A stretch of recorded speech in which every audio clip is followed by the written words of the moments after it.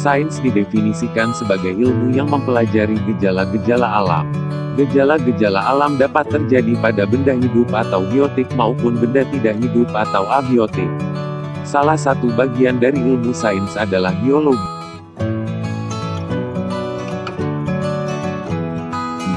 Biologi berasal dari bahasa Yunani yang terdiri dari dua kata yaitu bios dan logos. Bios artinya hidup dan logos artinya ilmu. Jadi, secara harfiah biologi adalah ilmu yang mempelajari tentang makhluk hidup. Ciri-ciri biologi. Ciri-ciri biologi yang pertama adalah memiliki objek kajian berupa benda konkret. Benda konkret adalah benda yang benar ada. Contohnya, makhluk hidup dan interaksi makhluk hidup dengan benda tak hidup. Kedua, ilmu-ilmunya dikembangkan berdasarkan pengalaman empiris.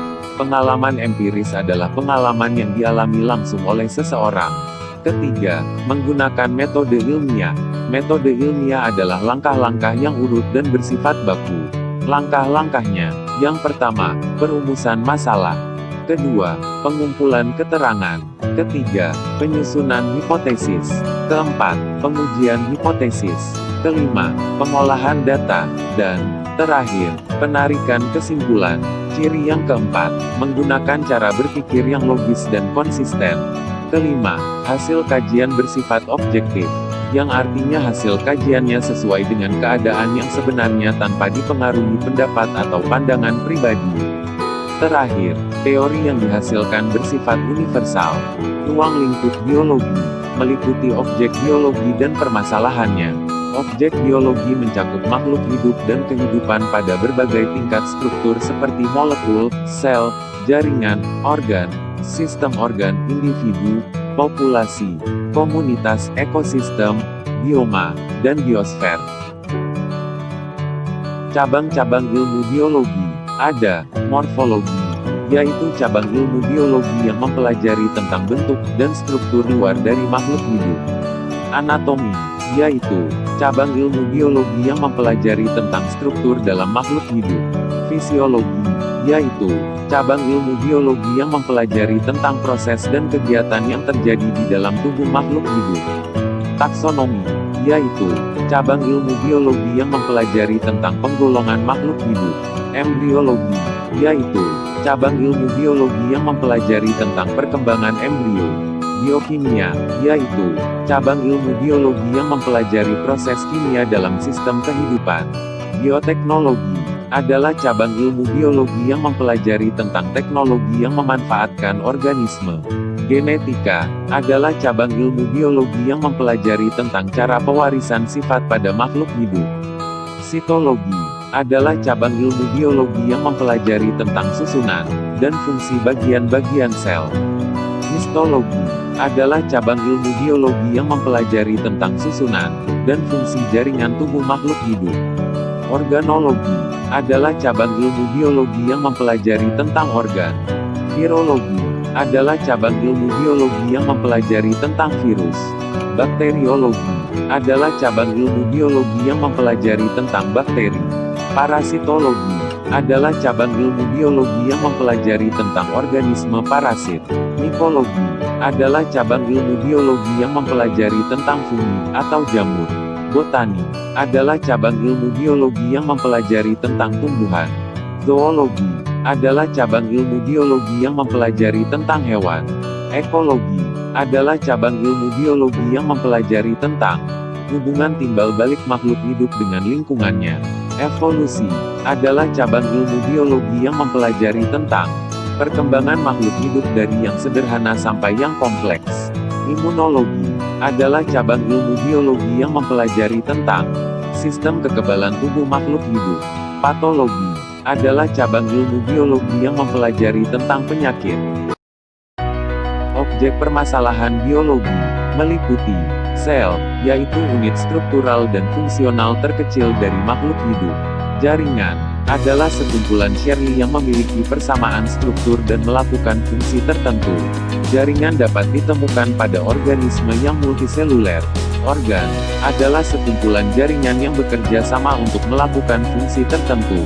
Contohnya, jaringan epitel, jaringan penyokong, dan jaringan otot polos bekerja sama membentuk lambung. Sistem organ adalah organ-organ yang melakukan fungsi dan tugas yang saling berkaitan satu sama lain. Contohnya, sistem pencernaan, yang tersusun atas beberapa jenis organ antara lain, lambung, hati, pankreas, usus halus, dan usus besar. Individu adalah berbagai sistem organ yang bekerja sama melakukan kegiatan kehidupan membentuk individu atau organisme. Populasi adalah sekumpulan organisme sejenis yang hidup pada tempat tertentu dalam waktu yang sama akan membentuk populasi. Contohnya adalah sekumpulan koala yang sedang duduk di atas pohon. Komunitas adalah beberapa populasi yang saling berinteraksi di suatu tempat tertentu. Sebagai contoh, komunitas hutan yang terdiri dari singa, gajah, macan, jerapah, dan burung. Ekosistem berasal dari kata oikos yang artinya rumah sendiri dan sistema yang artinya saling mempengaruhi. Jadi, ekosistem adalah sistem yang terdiri atas komponen-komponen yang saling mempengaruhi dan berinteraksi satu sama lain pada suatu tempat tertentu. Ekosistem terdiri dari komponen biotik dan abiotik. Biotik berarti makhluk hidup dan abiotik berarti benda tak hidup. Bioma merupakan kumpulan ekosistem di dunia. Contohnya, tundra, gurun, dan sabana.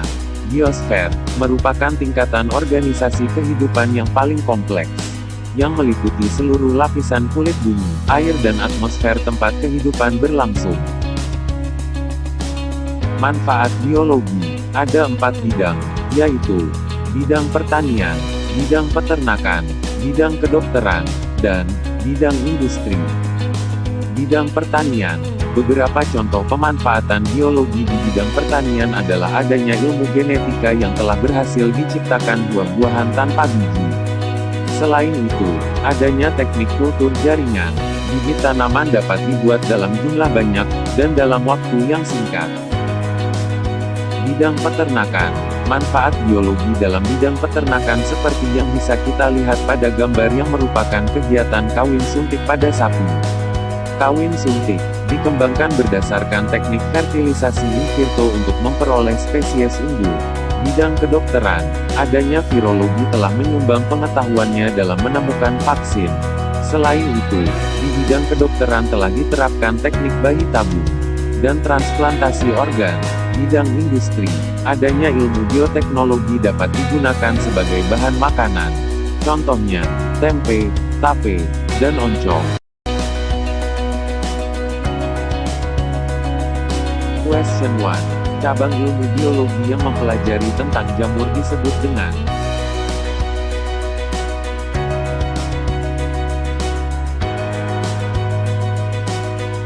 Question 2. Objek permasalahan biologi yang merupakan organ-organ yang melakukan tugas yang saling berkaitan disebut dengan.